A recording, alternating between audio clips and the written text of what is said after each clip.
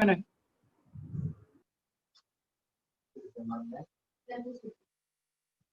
कल मैंने इसमें पबजी खेला। कौन सा पुराना है? Chapter name excess demand and deficit demand unemployment. लिखना चालू करो।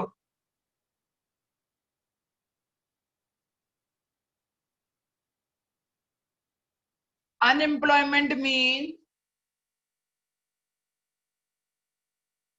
when there is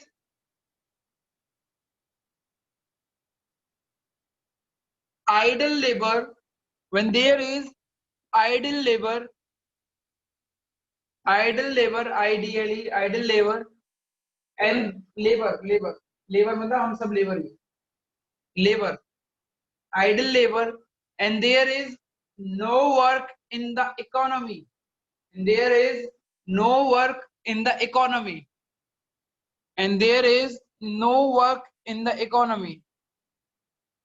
And there is no work in the economy.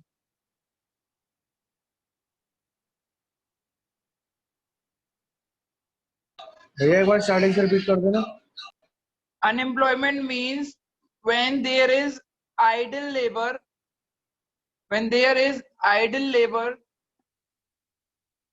and there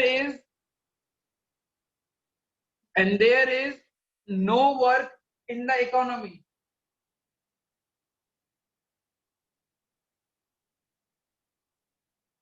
Full employment.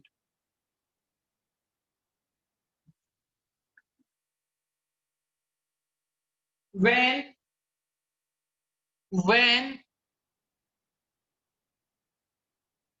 all the workforce, when all the workforce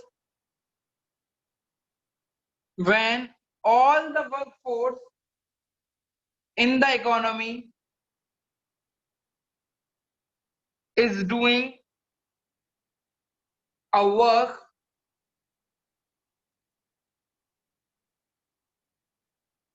that is known as full employment. सारी चीजें समझ जाऊंगा, ठीक है ना? इकोनॉमी के बाद नहीं, when all the workforce के बाद all the workforce क्या लिखा है? all the workforce in the economy is doing the work.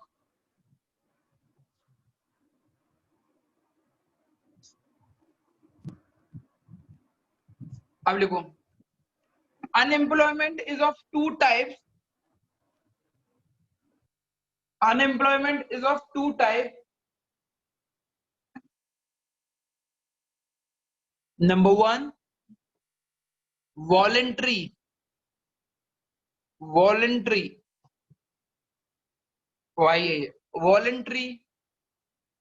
unemployment.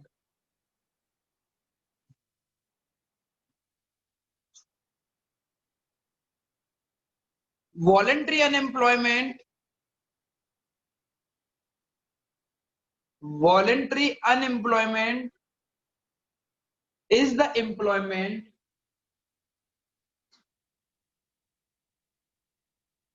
where there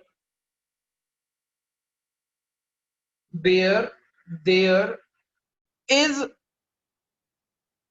work, but the individual does not want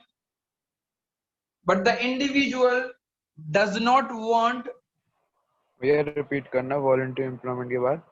voluntary unemployment क्या लिखा है? is the employment where there is work, जहां work होता है, where there is work, but the individual is क्या लिखा है? where वो क्या लिखा है? but the individual does not want to work willingly. मेरे पास काम है पर काम नहीं करना है, इसको बोलते हैं वॉलंटरी। मतलब सपोज करो, अब आगे आगे समझेंगे, चलो अब लिखो involuntary.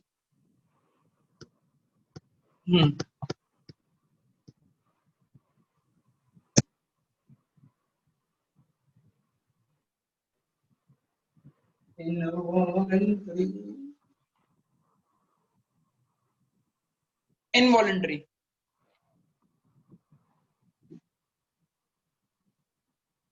involuntary unemployment is the employment, involuntary unemployment is the employment where the person, अच्छा ऊपर वाले में मैंने एक चीज लिखना भूल गया, क्या लिखा हुआ है, एंड कैसे लिखा हुआ है, willingly at the given price, at the given price,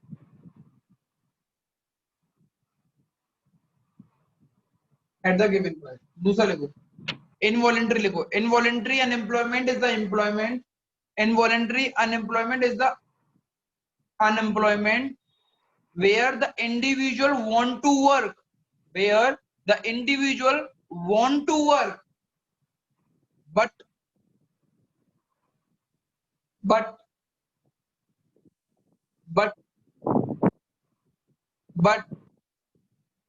there is no work in the economy, काम करना चाहता है पर काम करने के लिए काम है नहीं in the economy। ऊपर क्या है, where the individual want to work, पहले वाले में, सेकंड वाले, अरे रुक जाओ, सेकंड रुक जाओ, 10 बातों में पूरा। Involuntary unemployment is the unemployment where the individual want to work at the given price, at the given price। काम तो करना चाहता है जिस रेट पे करवाना चाह रहे हो, बट काम ही नहीं है।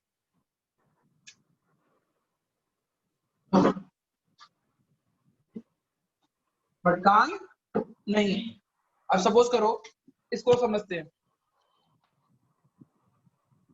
कि अनएम्प्लॉयमेंट का क्या मतलब होता है, कि जहां लोगों के पास काम नहीं है, ठीक है ना। आपके घरों में भी कोई ना कोई, अगर आंख बंद करोगे तो ऐसा इंसान होगा जो 26, 27, 28 साल का होगा, दूर दराज में, यहाँ काम नहीं है उसके पास, ये नौकरी करने की ढूंढ रहा है, सरकारी नौकरी ढूंढ रहा है, पर वो एग्जाम क्लियर कर नहीं पा रहा है, सरकारी नौकरी उसको मिल नहीं पा रही। ऐसे लोग होंगे। प्राइवेट में भी काम करना चाह रहा हो, प्राइवेट भी काम नहीं मिल पा रहा, ऐसे बहुत लोग होंगे, एक नहीं 2-4 निकल आएंगे। अगर आसपास के आंख बंद करोगे, आसपास में या फिर अपने रिश्तेदारियों में मिल जाएंगे, मेरे यहाँ बहुत है।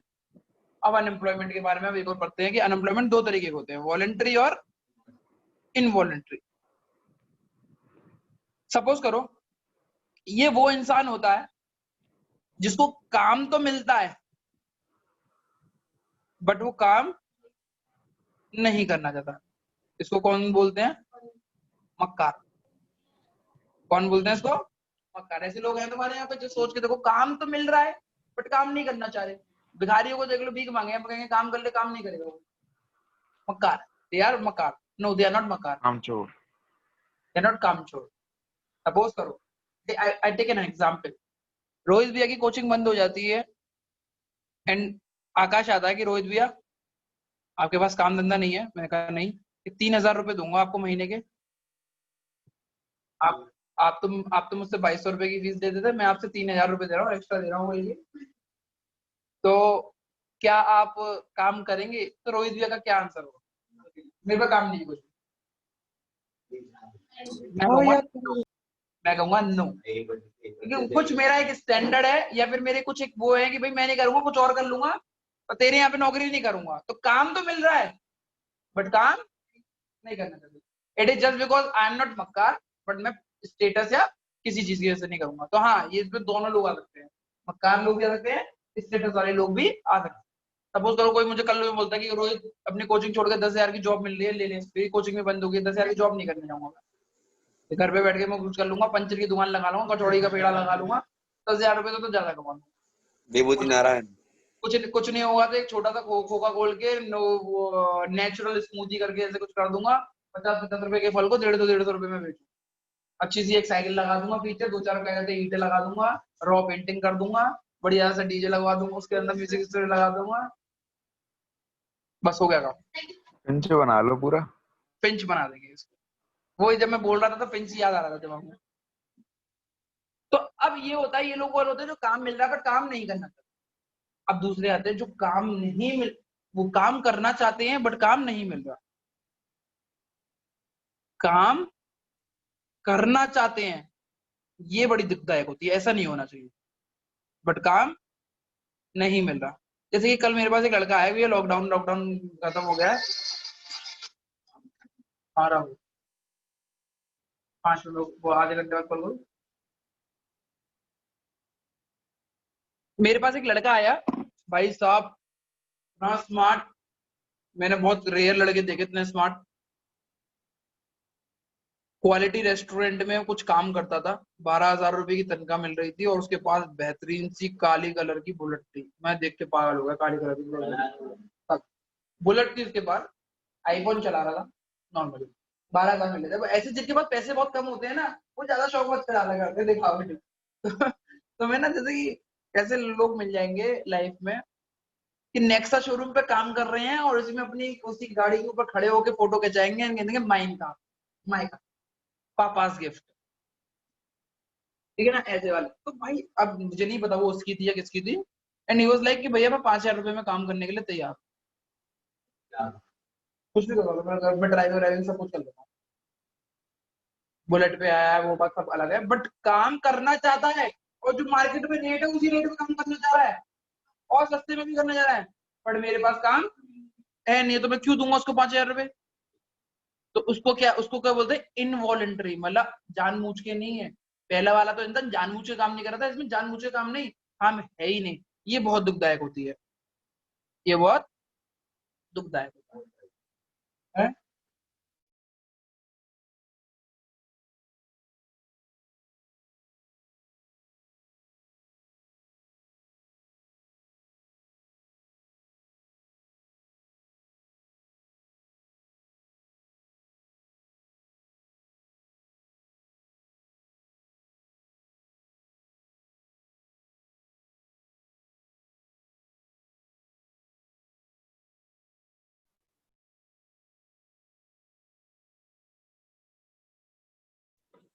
मेरी आवाज आ रही है सबको? आवाज आ रही है मेरी? हाँ भैया। हाँ भैया। वो लाइट चलेगी थी यहाँ पे, वो नहीं है क्या कहते हैं वाईफाई ना, उससे इन्वर्टर से नहीं लगा, तो काम नहीं करना चाह रहे। तो ये सारी चीजें दुखदायक वाली होती है। नेशन में अभी हमारी स्थिति ऐसी आ चुकी है, लोग काम करने के लिए तैयार है, काम करना चाहते हैं बट काम नहीं है। तो ये होता है वॉलंटरी और अनएम्प्लॉयमेंट एम्प्लॉयमेंट। फिर एक आता है डिसगाइज अनएम्प्लॉयमेंट, डिसगाइज अनएम्प्लॉयमेंट। इसके बारे में किसको पता है? पढ़ाया मेरे को पता है। ये वो अनएम्प्लॉयमेंट होता है कि इस पे दिखता नहीं है पर अनएम्प्लॉयमेंट है। सपोज करो एक खेत में एक फार्मर है, 3 जनों का काम है, खुद भी लग गया और 2 बच्चों को, एक और बच्चे को लगा दिया, 3 जनों का काम है, काम कर रहे हैं और 100 किलो का प्रोडक्शन कर रहे हैं। इनका एक निकम्मा बेटा था जो सोता रहता था, उसको भी लिया है काम पे और वो भी काम करना चालू कर दिया, और फिर भी प्रोडक्शन कितना हो रहा है, तो कोई फायदा हुआ उसको लाने का? तो उसको होता है डिसगाइज अनएम्प्लॉयड। ये फार्मिंग में नहीं होता, ये केवल आपकी आपके नॉर्मल बिजनेस में भी होता है। सपोज करें मेरे पापा काम कर रहे हैं, मेरे पापा सुबह बैठ के लेबर से वो कहते हैं, मेरे पापा सुबह बैठ रहे, वो 6 बजे उठ रहे हैं, माल चालू हो गया, लेबर को ऑर्डर देना, लेबर से मतलब लेबर को ऑर्डर देना, लोगों को फोन से ऑर्डर लेने हैं, जो पास में आ रहा है उनसे लेने हैं, पैसे जमा करने हैं, पैसे रखने हैं, लेबर को एंड में पैसे बांट देने हैं, एंड खत्म।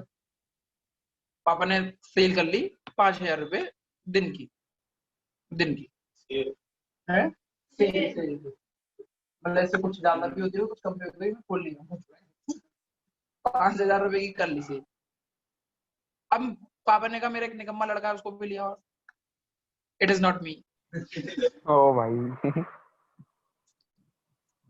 इट कैन बी माई बड़ा भैया ऑल्सो, बट वो तो बैंक मैनेजर है, तो मैं ही हूँ यहाँ पे, इट्स मी, ठीक है ना। तो मेरे पापा ने कहा कि बेटा तू बैठ जा, मैं बैठ गया। अब मैं पापा तो बाहर बैठ के ऑर्डर ले रहे हैं, मैं पापा की मेन वाली कुर्सी पे बैठ के मोबाइल चला रहा हूँ, इंस्टाग्राम चला रहा हूँ, एंड रात को मैं आ रहा हूँ, मम्मी अरे मेरा लड़का बच्चा तो काम कर रहा हुआ, मेरा प्यारा बच्चा, 5 हजार के 5 हजार है, तो ये भी डिसगाइज अनएम्प्लॉयमेंट का, तो एम्प्लॉयमेंट नहीं होनी चाहिए, इसीलिए मैंने अपना अलग काम करा।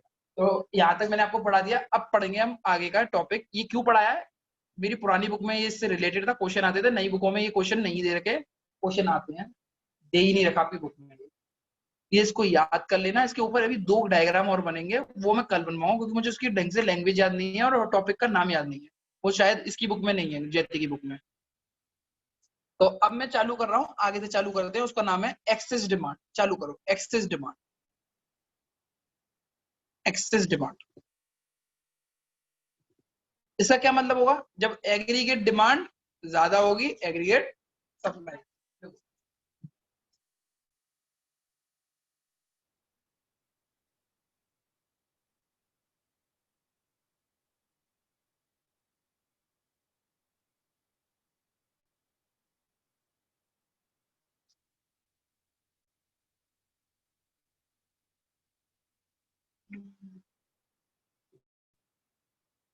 excess demand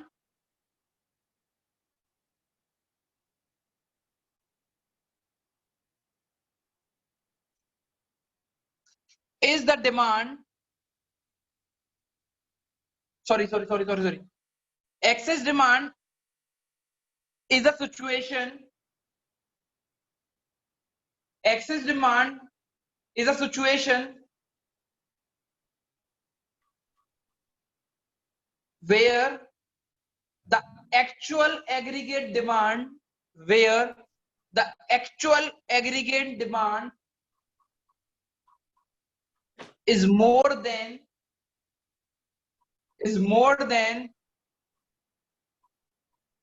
the is more than the required aggregate demand. भैया शुरू से रिपीट कर दीजिए। At, रिपीट करूंगा बेटा, at full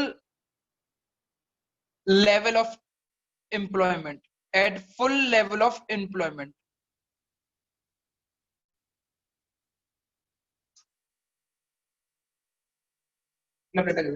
excess demand is a situation, official, you know that, from the long way we came from Delhi to Aligarh. Excess demand is a situation where the actual aggregate demand, is more than या greater than, कुछ भी लिख सकते हो, is more than the required aggregate demand, is more than the required aggregate demand at full level of employment. Employment है, unemployment नहीं है।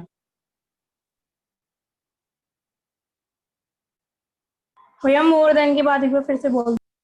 More than the required aggregate demand, more than the required aggregate demand at full level of employment, full level of employment, employment है, unemployment नहीं है, employment है, at full level of employment। भैया क्या पढ़ाया, कुछ नहीं समझ में आया, अब हम उसको समझते हैं, ग्राफ बनाते हैं, फिर इसके बारे में और पढ़ते हैं, एक्सप्लेनेशन करते हैं, डीप नॉलेज करते हैं, एंड देन टड़ा ये डन। तो मोहतरमा और उनके भाई लोगों, प्लीज आप स्केल पेंसिल इस्तेमाल करने के लिए तैयार हो जाएं।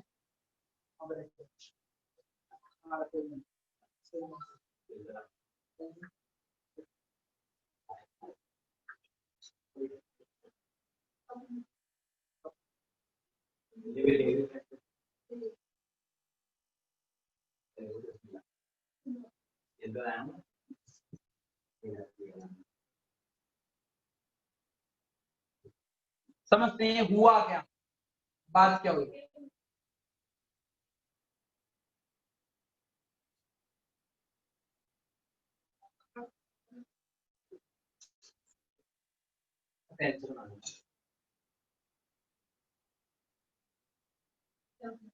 अरे इससे छीलो ना, वो है तो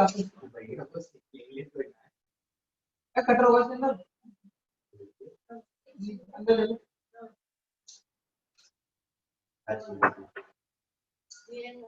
आशीष कर लो। चलें पढ़ते हैं।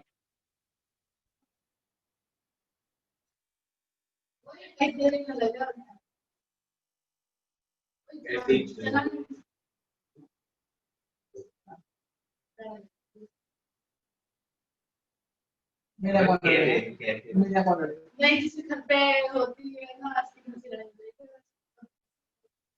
सुधीर की हाँ सुधीर अगर फेल हो गया तो सुधीर की मम्मी से मेरी लड़ाई हो गई हो सकती है हम लोग अपना फ्यूचर सोचे हाँ तो बात तो वही है ना बात तो वही है ना। चले बेटा पढ़ो। दिस इज योर ग्राफ चक्कू चलाने का एग्रीगेट डिमांड है यहाँ पे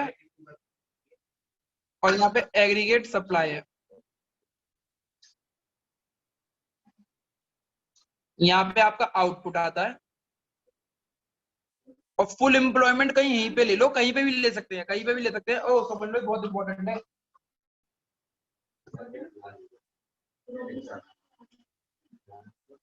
फुल एम्प्लॉयमेंट इसमें हल्का सा पानी रख लिया करो। फुल एम्प्लॉयमेंट कहीं यहाँ पे है। हाँ अभी बनाना भी सामान निकल। फुल एम्प्लॉयमेंट कहीं यहाँ पे है। ये आपकी 45 डिग्री पे आपको पता है क्या आती है एएस। ठीक है ना। आपकी एग्रीगेट डिमांड जो है वो यहाँ पे है।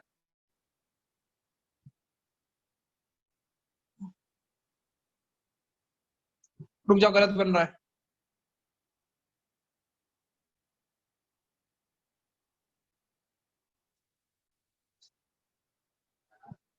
रुक जाओ।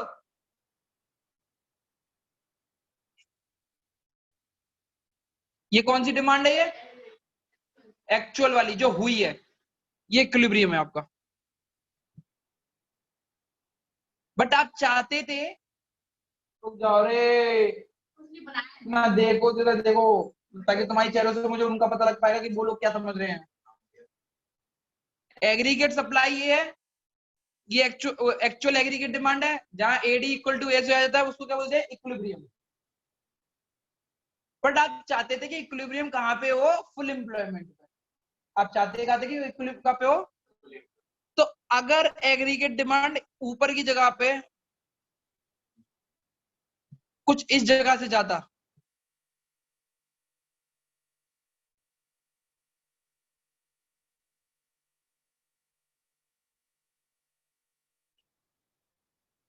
कुछ इस जगह पे जाता तो ये भी कौन सा ये क्या होता AD equal to A S. But ये एडी इक्वल टू एस कहां पे होता फुल एम्प्लॉयमेंट। यहाँ पे एडी इक्वल टू एस तो है बट वो फुल एम्प्लॉयमेंट पे नहीं है उसके आगे है तो ये सिचुएशन नहीं चाहिए। तो देखो इसमें हमारी एग्रीगेट डिमांड कितनी ज्यादा है इतनी ज्यादा है। कितनी ज्यादा है इतनी ज्यादा है। तो एक्चुअल एग्रीगेट डिमांड ज्यादा है रिक्वायर्ड एग्रीगेट डिमांड से तो उसको बोलते हैं एक्सेस डिमांड। और ये जो पॉइंट है इन दोनों के पॉइंट के बीच का जो डिफरेंस होता है ये यहां से लेके और यहां तक इसको बोलते हैं ये वाला इस वाले गैप को बोलते हैं इन्फ्लेशनरी गैप। जिसको समझ में नहीं आया कोई बात नहीं मैं दोबारा से समझाऊंगा पर पहले डायग्राम बना लो।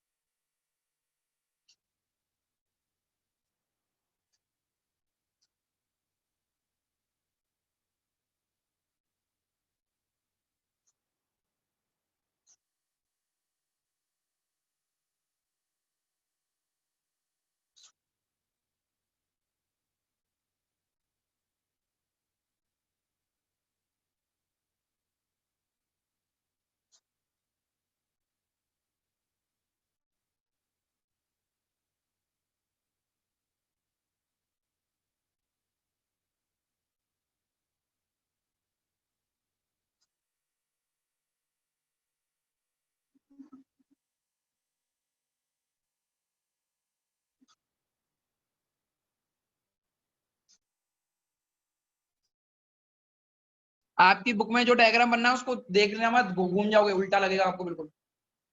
और अलग अलग पेन पेंसिल का इस्तेमाल करें, ब्लू पेन, ब्लैक पेन और पेंसिल, तीनों चीज होगा।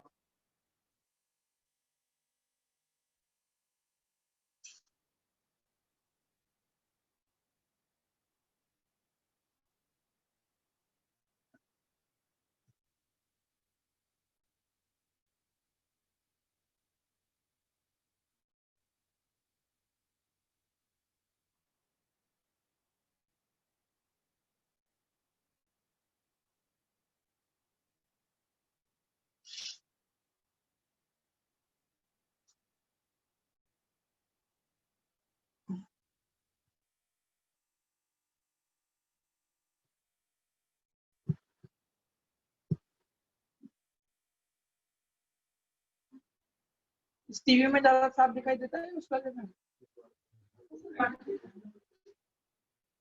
हाँ?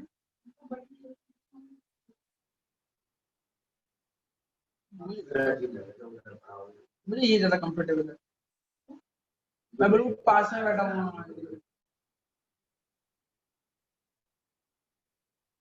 तो मैंने टैब वो लगाया, कीबोर्ड माउस लगाया और ऐसा लगा रहा कितना बड़ा एडिटर हो गया। मतलब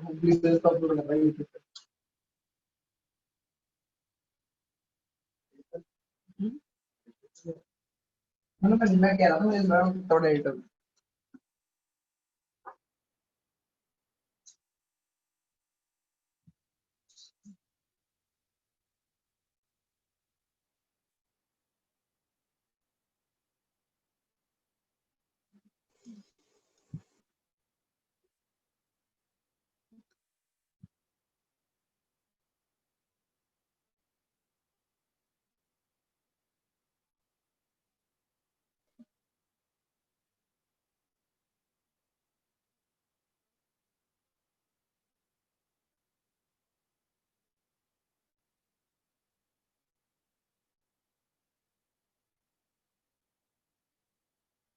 इसको दोबारा समझते हैं ताकि दिक्कतें ना आए। चलो, मैंने बोला एक्चुअल मतलब जो हुई है डिमांड, एक्चुअल डिमांड हमारी ज्यादा है रिक्वायर्ड, जितनी चाहिए थी उससे ज्यादा है एक्चुअल रिक्वायर्ड डिमांड से। कैसे में? फुल एम्प्लॉयमेंट से आगे निकल गई है। कहां निकल गई है? फुल एम्प्लॉयमेंट से आगे निकल गई है। तो मैंने ग्राफ बनाया, उसमें फुल एम्प्लॉयमेंट को यहां पे रखा। मैं चाहता था कि मेरा एडी और एएस इसी जगह पे मिल जाए, मैं चाहता था एडी एएस मेरा इसी जगह पे मिल जाए। तो मैंने एक लाइन करी और ये मेरा एएस बन गया। ये में एग्रीगेट डिमांड मेरे कंट्रोल में नहीं है, तो ये कहीं पे भी बन सकती है। तो एग्रीगेट डिमांड कंट्रोल आई और ऐसे बन गई एग्रीगेट डिमांड। अब चेक करें कि ये इस पॉइंट पे बनी है। इस पॉइंट का नाम है ई। क्या नाम है इस पॉइंट का? ई। अब मैं इसको ऐसे dot dot dot dot dot dot dot dot dot dot करके लेके आया, तो फुल एम्प्लॉयमेंट से आगे है या नहीं है? अब चाहते थे कि तुम फुल एम्प्लॉयमेंट पे बने। फुल एम्प्लॉयमेंट में बनने के लिए मैंने dot dot dot dot dot dot dot dot dot लगाए और यहाँ पे रख दिया। ये यहाँ पे बढ़िया रहा। अगर मेरा एडी इतने से कम हो जाए तो ये बढ़िया रहेगा। तो हुआ कौन सा है? काला वाला। तुम चाहते कौन से थे? ये ब्लू वाला, इसीलिए इसको डॉट डॉट डॉट डॉट करके बना दिया। ये एक ही लाइन बना सकते हो, तुम्हारी मर्जी है। इसको बोलना मैंने एडी आर और इसको मैंने बोला एडी ए। एडी ए का मतलब एग्रीगेट डिमांड एक्चुअल वाला और एडीआर का मतलब एग्रीगेट डिमांड रिक्वायर्ड वाला। अब देखो ये जो आपको ट्राइंगल दिख रहा है ये ज्यादा, इतना ज्यादा है, तो इसको बोलते हैं इन्फ्लेशनरी गैप। क्या बोलते हैं? Inflationary gap. और ये जो डिमांड ज्यादा है इतनी जो है ये तुम्हारी क्या है? Excess demand. चाहते तो आप ये थे पर हो कितनी गई? ऊपर वाली। समझ में आ गया? हाँ भैया। इसमें क्या कोई मुझे समझा सकता है कि क्या हुआ? कोई समझा सकता है? कोई भी एक बच्चा कैसी भी हिंदी बोले मेरे को समझ में आ जाएगा। सपोर्ट करूंगा बीच बीच में बोलते में। कॉन्फिडेंस। कॉन्फिडेंस। मतलब ये एग्रीगेट डिमांड की लाइन जा रही थी और ये एग्रीगेट सप्लाई की। हम हाँ चाहते थे हमें ये फुल एम्प्लॉयमेंट मतलब यहाँ मिले, लेकिन वो बिल्कुल सही बोल रहे हो, पर थोड़ा तेज बोलना चालू करो। लेकिन जो फुल एम्प्लॉयमेंट के लिए हमें एडी की लाइन को थोड़ा नीचे करना पड़ा। अच्छा। जब हम नीचे गए तो वो एडीआर की लाइन बनी, तो जब हमने उसे हाँ किया तो वो फुल एम्प्लॉयमेंट पे टच कर गई। हाँ फिर जो एडीए और एडीआर के जो लाइनों के बीच में जो गैप है ई और जो ये बना है उसे इन्फ्लेशन गैप कह दिया, जो ट्रायंगल बना। अच्छा। और जो उन दोनों के बीच का गैप है एडीए और एडीआर को, वो एक्सेस डिमांड हो गई। बहुत ही बढ़िया। डायग्राम ये ऊपर वाला था, बना लिया आप लोगों ने? आगे लिखना चालू करो। Inflationary gap.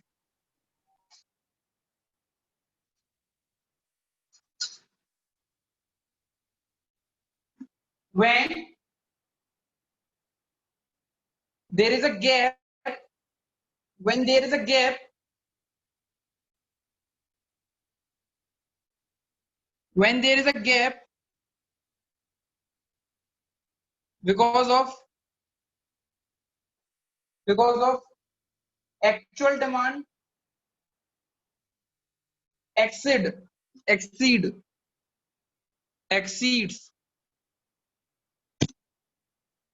the aggregate demand required। Actual demand ज्यादा है, एग्रीगेट डिमांड रिक्वायर्ड है, तो उनके बीच का जो गैप होता है उसको क्या बोलते हैं? Inflationary gap.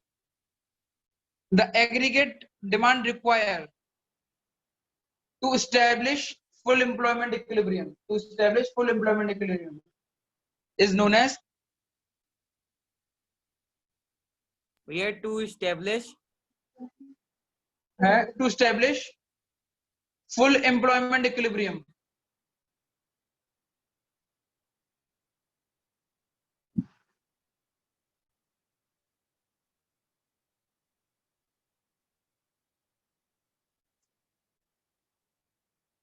समझ में आ गया? to establish full employment equilibrium।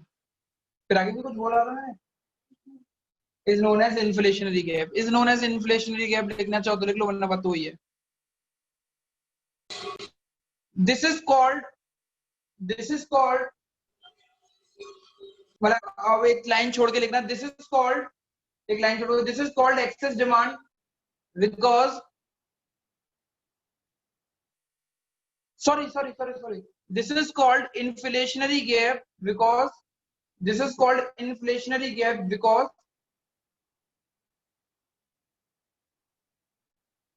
in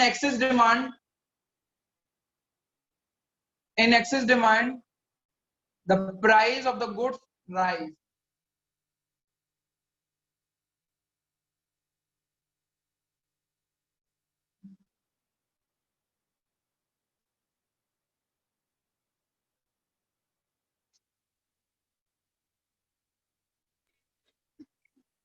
check Because in excess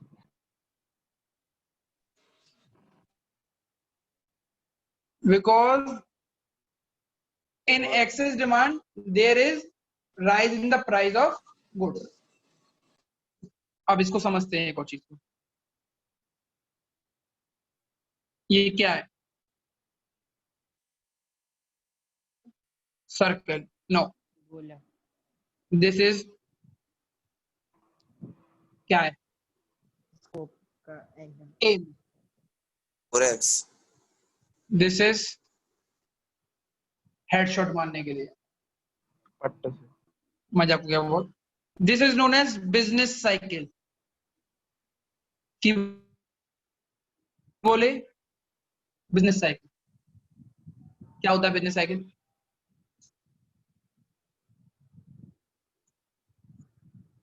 आपका बिजनेस जब चालू होगा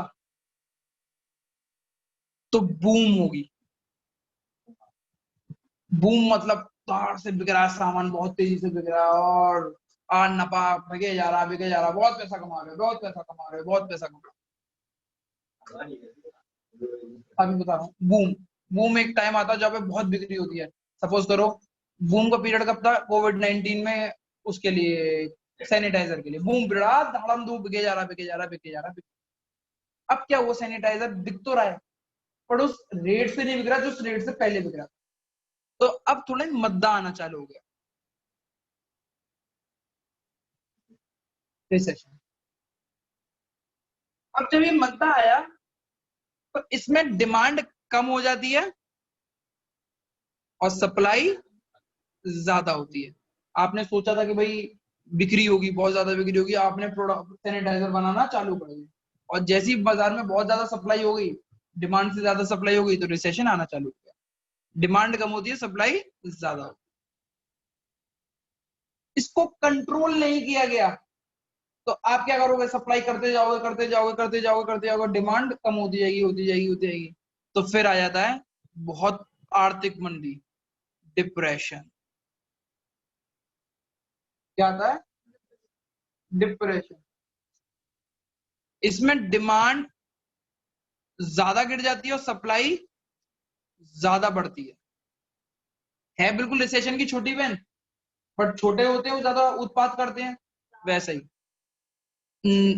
अब जब ये सब कुछ हो जाता है, फिर जब सब कुछ बिगड़ जाता है, फिर नई शुरुआत होती है और जब नई शुरुआत होती है फिर आप धीरे धीरे बढ़ाना चालू करते हैं, फिर आता है इन्फ्लेशन, जहां डिमांड ज्यादा होती है और सप्लाई कम होती है।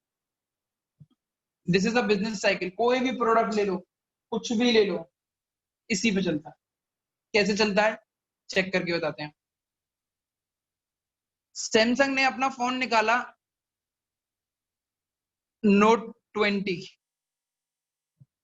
एक साल का समय होता है उसके लिए, केवल फोन के लिए, एक साल के बाद वो बिकते नहीं।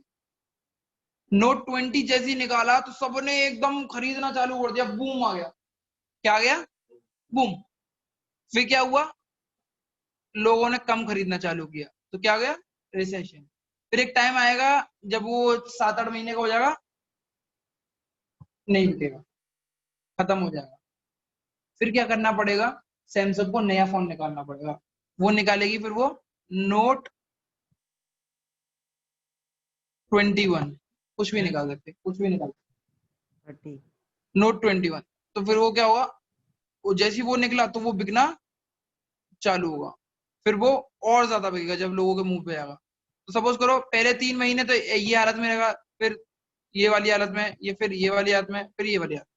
हर बिजनेस में यही होता है, एकदम ऊपर से बढ़ता है, फिर घटता गिरता है, फिर गिरता है, फिर दोबारा से उठता है।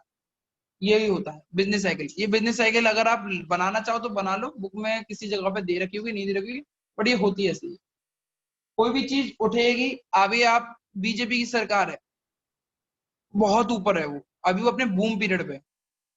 5, 10, 15, 20 साल बाद एक टाइम आएगा जब आप आफत आ जाएगी, जैसे कि कांग्रेस से आफत में आ गए थे। 35-40 साल कांग्रेस रही, बहुत बहुत खुशी से रहे, बेकार रहे, कुछ भी रहे, बूम में आ गई। जब आतंक ज्यादा मच गया, चेंज आया, लोग चेंज करते हैं, चेंज होगा, लोग बीजेपी को बुराइयां करना चालू कर देंगे, रिसेशन आ जाएगा, फिर और ज्यादा बुराइयां करना चालू कर देंगे, डिप्रेशन है, फिर कोई और सरकार उठ के आएगी, फिर वो उसके बारे में बहुत अच्छे से पढ़ेंगे, वो आगे बढ़ेगी इन्फ्लेशन, फिर वो बूम पे आएगी, फिर वो बेकार आ जाएगी, फिर बीजेपी आएगी, फिर दोबारा कांग्रेस, फिर बीजेपी, फिर दोबारा कांग्रेस, फिर बीजेपी, फिर दोबारा कांग्रेस, फिर बीजेपी। अभी नहीं आएगी, आएगी 10-15 साल। ये तो नेचर ऑफ लॉ है, मैं नहीं बोल रहा, नेचर ऑफ लॉ है कि जो चीज गिरी है वो उठेगी जरूर, और जो उठ रही है वो गिरेगी गिरेगी जरूर। पिछले बार तक, अभी तक मैंने कभी भी कोई एक पोस्ट नहीं देखी बीजेपी की जिसमें ऐसे वर्डिंग नहीं है। पहली बार पोस्ट में है हैप्पी बर्थडे टू द प्रधानमंत्री, वी वांट के 70 साल के हो, कितने साल हो गए हैं तब तक, वी वांट के 70 साल के बाद जो अब उनकी 70 बनाए तो हम उनको रिटायरमेंट दे सके अच्छा सा। बात पे बात भी मार दी, टोंट भी मार दी कि हम चाहते हैं कि हैप्पी बर्थडे, और हम चाहते हैं कि इन्होंने बहुत अच्छा काम किया 2 साल, दो अब निकल लो।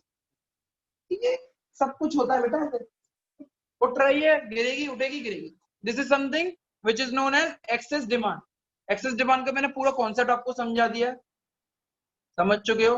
अब इसके आगे चालू होगी, कल से मैं इसके ग्राफ बनवाऊंगा, एक इसका ग्राफ बनेगा, 2 ग्राफ और बनेंगे, 1-2 क्लास और होगी, यानी ये खत्म हो जाएगी तुम्हारी मंडे मंडे। को होगी मतलब।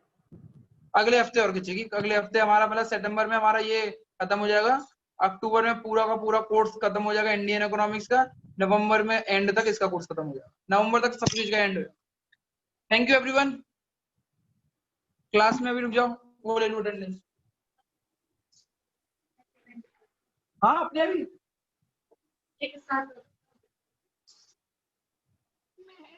भैया कल टेस्ट है ना? हाँ कल टेस्ट है, जिसको देना है वो दे सकता है, कंपल्सन नहीं है। किसी के परिवार वाले बोलते हैं कि टेस्ट ले नहीं रहे हैं तो सब कुछ समझा देना, टेस्ट ले रहे हैं बट हम ही निकम्मे हैं, हम नहीं कर रहे हैं।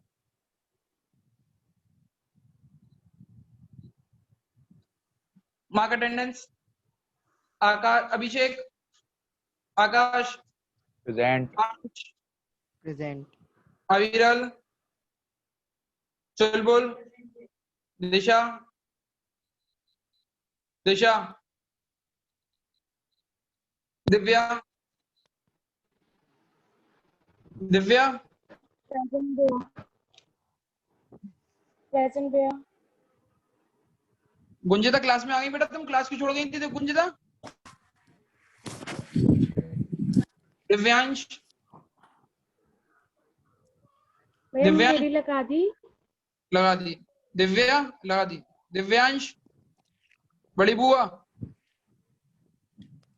दुष्यंत, प्रेजेंट भैया। गगन बचौरी, प्रेजेंट भैया। गुंजिता, प्रेजेंट भैया। हरगुन, प्रेजेंट भैया। अर्चित, भैया प्रेजेंट। हनी, प्रेजेंट भैया। विपिन,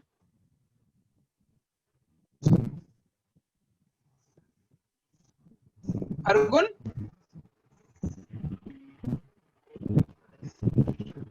हरगुन,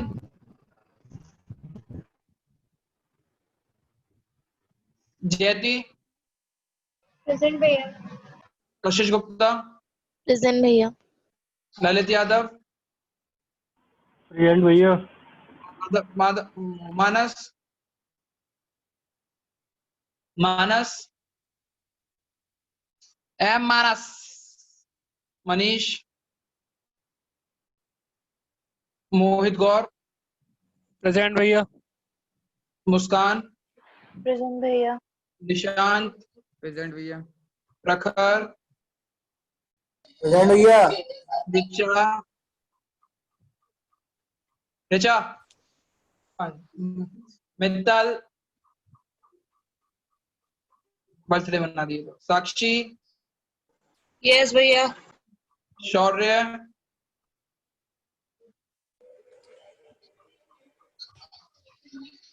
शौर्य,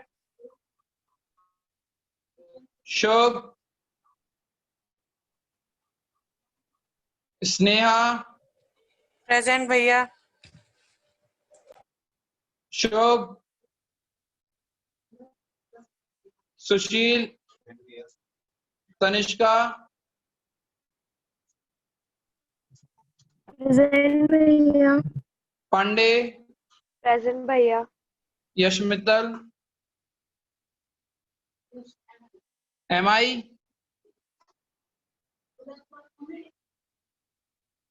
12 मिस, उदय 11th क्लास का,